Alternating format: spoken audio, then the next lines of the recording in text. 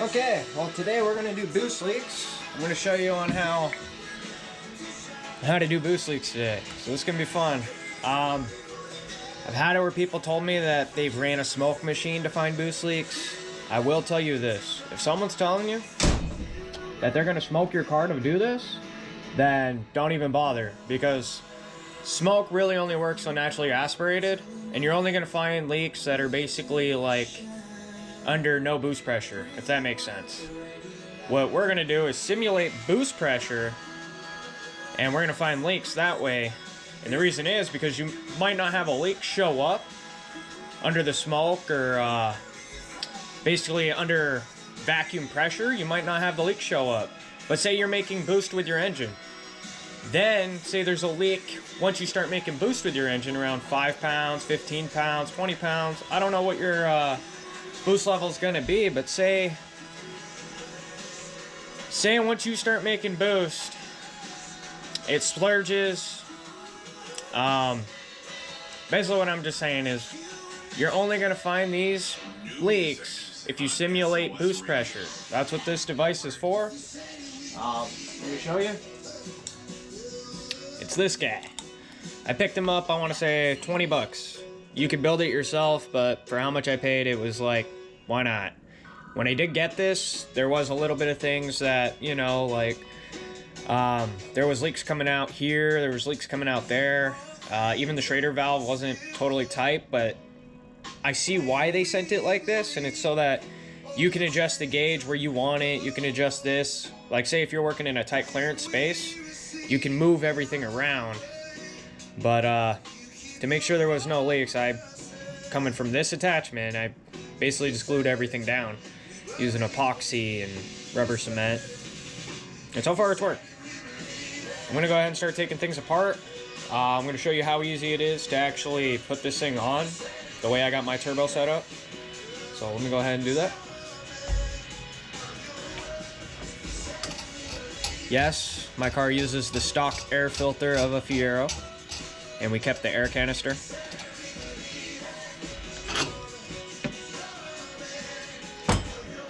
Now I'll set this.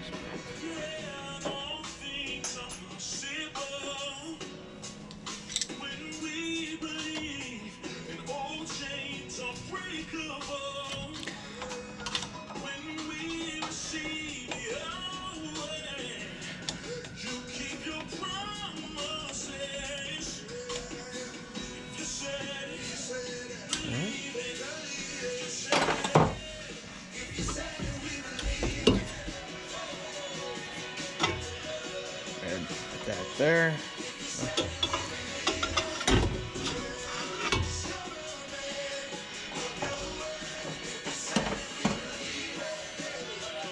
Just chill over there. Okay, got my little device. Goes right here over where the air filter would be on a turbo. And then, if you guys use an aftermarket intercooler, like say you got it off eBay or so, there's, what do I want to say? The V-band clamps that come with that intercooler setup are junk. They work at first, but if you have to loosen them up, take them back off, they will break. And so far, just to give you an idea, my Harbor Freight clamps, yep, regular freaking hose clamps, are holding all of this together, and I have not had a leak. So, plus we're not aiming for high boost. I'm only gonna surge the system to 10 pounds because I'm running less than 10 pounds, but I like to go through the whole system. Now, to give you an idea, what you could do, if say you think the leak is in your charge pipe, all through your intercooler stuff, you can take this off here and just block it off using, I used a can with some tape, just make sure there's no air leak, and then start the system and watch it go up basically, and then use soap and water to find all your leaks. You'll find all the bubbles, just spray it around, and I've had a lot of leaks, so I wasn't making pretty much anything. But let me get air compressor. Make sure you, if you are going through the motor, and you're not blocking that off, make sure you take your oil cap off. I got catch can setups, so same thing, just make sure that this one vents to atmosphere, so it's really not needed. But what I can do is actually take my dipsticks out.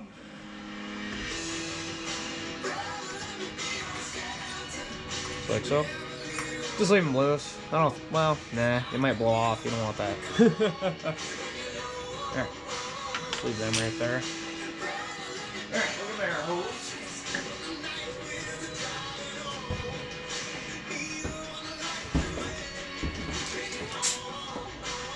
Like I said, wherever you feel like there's a leak, get soap and water in a spray bottle and just spray around everywhere. It's not going to hurt your car, but basically you're just going to spray around.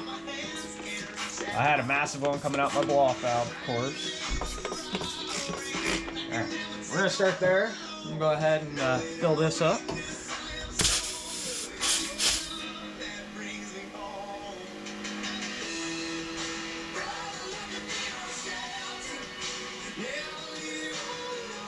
Alright, as you can see, I definitely have a leak somewhere because the gauge should be going up. Right here.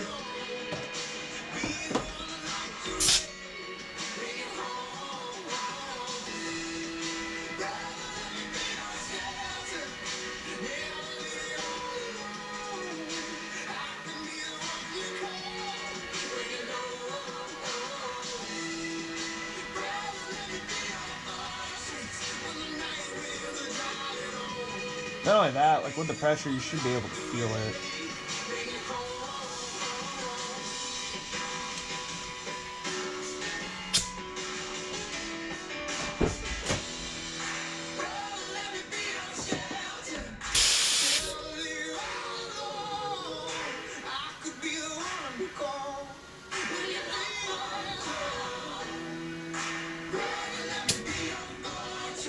Your boost gauge will actually read. Pressure building up, your boost gauge in the car will actually go up. So say you don't have a gauge on this device, you can actually use the boost gauge in your car. I definitely have a leak somewhere because it ain't going up.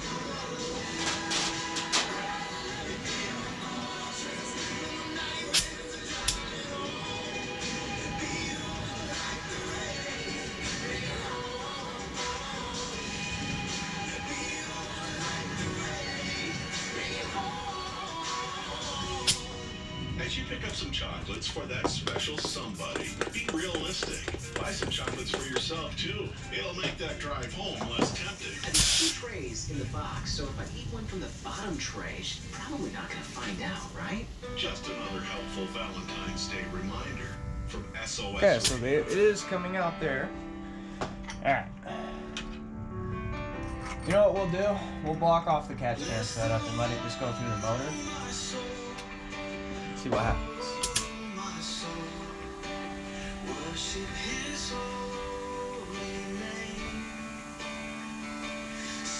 Oh, look at that, we're building boost. Alright.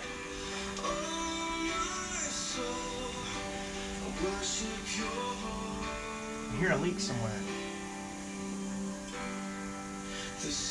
Oh, don't tell me it's still leaking like that. Ah, man. I'd love to move the camera, but yeah, my boost gauge is reading the poundage from inside the car too. Dang it, got a leak somewhere and I can hear it.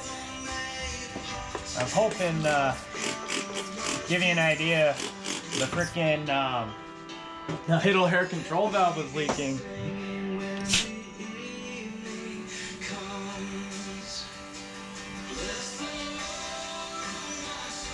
Ah, feel it. What's on the idle air control valve? No? Valve position something? I can feel it. Oh, let me spray it down a little more, guys. I'm hoping you see bubbles, because that's basically, that's what all this is about. You'll see bubbles if, yeah, your air leak, of course, just like a tire.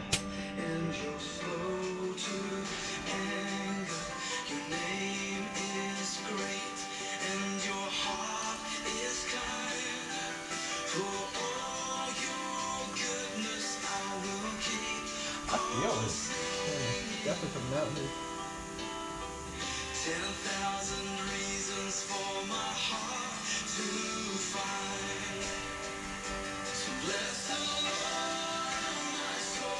yeah, before I was coming out the idle air control valve. I'll do a zoom in after. Let me just go get an old one so you can understand.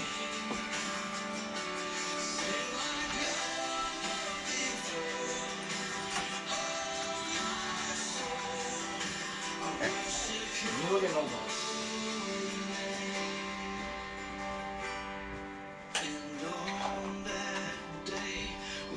Alright, so here's my old one. Earlier when I did this, around this plastic ring, I actually had air bubbles.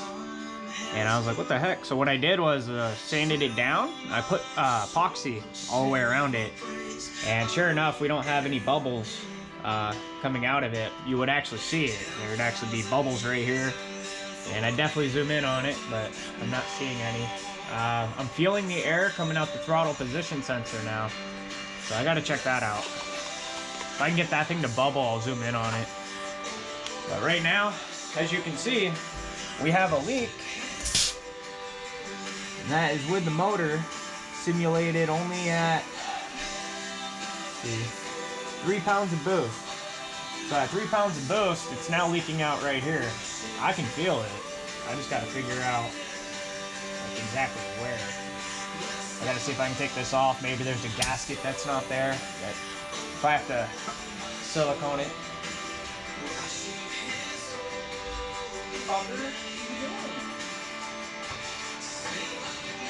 I didn't want this to become a long video, but kind of is. So what I was going to show you, little trick. I was using a MAP gas torch with the aluminum rod to weld up my aluminum, and around, best way to say this, it works really great. I haven't had an issue. Apparently the blow-off valve flange that I bought off eBay is actually bad. There was pinholes in their welds, and the flange wasn't even machined flat. So what I had to do is I used silicone around my blow-off valve and the flange, and there's no leak. It held up to 15 pounds max. So I know that I'm not going to have an issue with that. But basically what I'm getting at is my dad, yep, credit to my dad, we used carbon fiber to patch all the leak holes. So I don't know if he wants to get rid of the secret, but I'll just tell you anyways because I don't care. Basically take a thin layer of body filler, put it around the pipe that you're going to patch the welds on, let it dry, sand it down, don't take the body filler off, you gotta leave it, because what it is fiberglass will bond to the body filler, but it does not like metal. You'll get a lot of air in the mix when it comes to metal, and I kind of wish I was filming it when we were doing it, but slipped my mind. I didn't even know if I was gonna let you guys know about it, but here, let me zoom in on this. As you can see, it was leaking around the blow-off valve. Get a light on there. And we used carbon fiber on my intercooler pipe to patch all the leaks. And right now, it worked really good. So we even did it around my sensor that I welded in.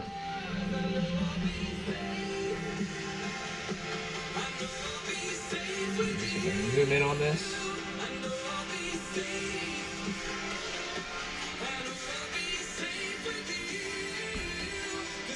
Yep. So that was a little secret I figured I'd give you guys. Other than that, pretty much it. I think I'm going to end the video with that. I got to go ahead and take off the throttle position sensor and fix that leak. But, well, before I end the video, just give you an idea what real carbon fiber does look like. All it is the fabric. So, like, you know how you have fiberglass screen, fiberglass mesh, matte. I think they call the store ones called matte. And that's the one where, like, if you were to break apart fiberglass and you saw all the hairs, you'd be like, oh, okay. Well, that would be fiberglass matte. The screen is used basically on the outsides of the molds to enforce it. And carbon fiber is known to be really strong. So this screen is, like, super strong. And just give you an idea out there. That's it. I mean, this is very expensive stuff. I think I paid $50 just for this 5-foot roll. Where you can get so much fiberglass for way less than that. I ramble a lot, but I'm trying to explain that you're gonna know out there when you understand fiberglass and you understand this material. The reason why carbon fiber is light is that you can make 2 pieces out of carbon fiber, and it'll be just as strong as if you layered fiberglass with like 4 or 5 layers. So knowing that, you actually have to be really careful, because when you come across carbon fiber stuff that's heavy, my first thought is, did they fiberglass and then go over with a layer of carbon fiber? And it's not real carbon fiber. It's really just, I mean, this is real carbon fiber, but I'm just saying it's not a legit piece of carbon fiber. It's actually, I gave you the look over the top of the fiberglass just to say, hey, this is a carbon fiber part, you know? And I think there's a lot of that going around. But if you don't understand the stuff, you would never know. And the only way to really know is if you actually broke that piece apart and saw all the hairs, then you'd be like, oh shit, they fucked me. But I shouldn't use that word. Basically, you got screwed. And if you're not into racing and it's just a showpiece, don't worry about it. You know, like, if it was just a showpiece and you didn't care about weight, you could do so much with a vehicle. Instead of making pieces with just like legit fiberglass molds with foam, you can use wood. And honestly, this car, I'm not really setting it up to be a light featherweight race car. I'm actually, it's just a little showpiece I got. So what I'm doing is we're making wood side scoops. Yep, making them out of wood. And I'll be showing that in a video. And I mean, if you're a carpenter or any of that, then I mean, really, doing bodywork on a vehicle, you're gonna love it. Knowing that you can make things out of wood. You don't need to go with what the mainstream wants. You know, a lot of people won't even touch this stuff because they think they need a mold machine that has vacuum bags and all that stuff, but it's like, no, you don't. You can do all this stuff yourself at home. It's just you need to know. They don't want people to know, but really, if you want to know, then you just got to get your hands dirty. It's simple as that. If you don't get your hands dirty and try, then you'll never know. You know what I'm saying? I wasn't expecting this to be a 20-minute video, but I hope you guys understand. I'm trying to go into detail as much so you guys understand. And get out of that fear mentality and actually try. That's all my channel is about, is to show you that, hey, I did all this stuff not knowing about cars when I first started.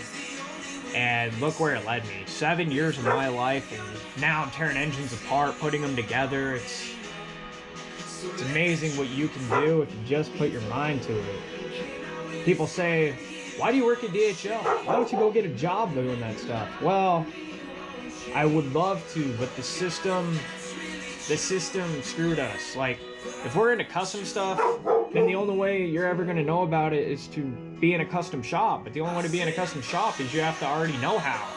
They don't want people that don't know. They don't want to waste their time training people. You know what I'm saying? So what they'll do is, like, even your basic shops, like, they'll take the time to train people, but they're not going to tell them all this stuff. You know, the stuff that you want to do. You're basically going to be stuck doing stuff by the book, and then the problem is, by the book, you're not learning anything. You're basically like a machine. You're just like, oh, yep, that, oh, yep, that. You know what I'm saying? You're now book smart, but the problem is with book smart is they put you in a one-sided mind that you only do things by the book. I was stuck that way. Don't do that. Go out and learn. Like, but learn to a basic. Take it with a grain of salt. It's the best way to do it. Because after hanging out with the custom shops and then knowing basic stuff, I now understand that it's your personal preference, you know? It's what you want to run. There's no right way, wrong way of doing it. Sure, you'll get made fun of because, oh, that's not a whole carbon fiber tube. What the heck did you do? Well, just prove that you can actually put fiberglass and metal together without using screws and rivets. Sorry I'm rambling, but I gotta get this done. Shout out to Johan, because I know you're gonna understand it now. If you don't, I'll make you a video. I'm gonna do a video on my side scoops on this car. Not these, but the I'm doing side scoops, so they'll be on the sides of the car. And yeah, so on the video here, guys. Hopefully you learned something on my channel, because that's what this channel is all about. And I thank God every day, in the name of Jesus Christ, giving me the talents, having the best, like, you know, I have the greatest family that I could ever ask for. They've been there for everything I wanted to do. So, appreciate it. Yeah, I gotta end this video.